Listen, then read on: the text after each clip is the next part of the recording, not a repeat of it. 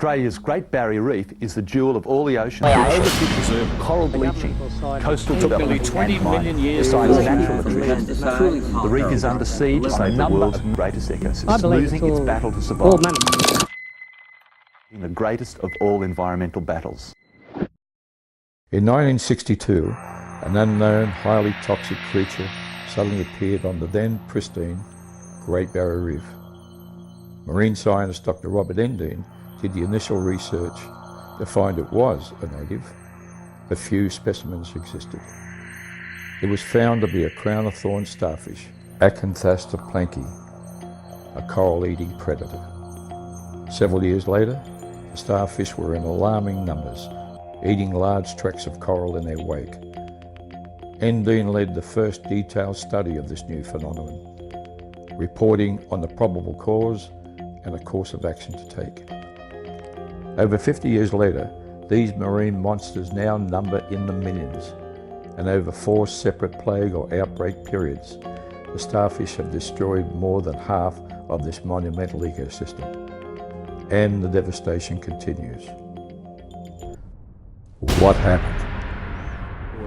Made the point that the crown of thorns, there was a serious infestation in reefs near Cairns. Why was that report not released for 12 months? We were doing something about it. We had it thoroughly investigated. I and a group of people went to, not a group, a few people went to Japan to discuss with the Japanese. So 20 years ago it was manageable. If you had acted on that report 20 years ago, Harrison says, we wouldn't be facing the problem that we are today. Well, I tell you, they don't know what they're talking about, because that is not true. They couldn't manage it, and we couldn't manage it. We couldn't find a solution to it because they were all over the place. Were you advised to ignore Dr. Endine and Mr. Harrison's report? Well, all I was advised to know that we couldn't keep up the supply of money, the hundreds of thousands of dollars he kept demanding all the time, and to living up there and having a mighty good time, as it were.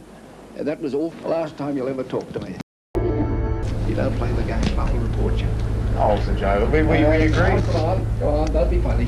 No, we You got into oil drilling and all sorts of stuff. John, get out of the room. In his 1968 report, Endine cited that the starfish plague was caused by a lack of predator pressure, especially the giant Triton snail, which has been overfished to the point of extinction because of its beautiful shell. This undignified treatment generated an unparalleled destruction of the reef.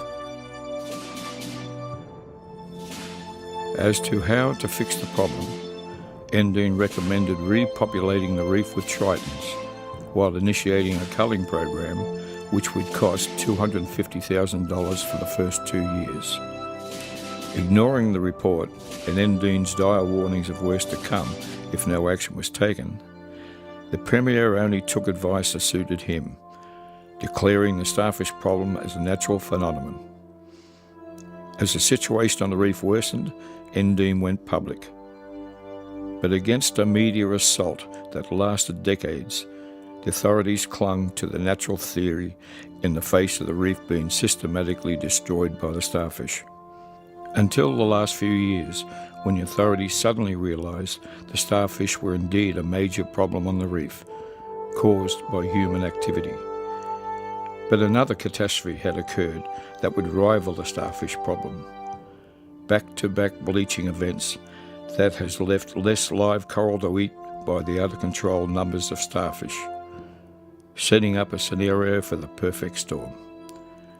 If a lack of money was a major contributor as to why no effective action was taken in the past, now too much money, tens of millions of dollars, are being thrown at both problems, while Endine's cure of returning a natural balance to the reef is still being ignored 50 years on.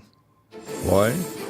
It could be that if the findings of the Endine report were found to be effective, the humiliation it would cause was not worth the risk of success.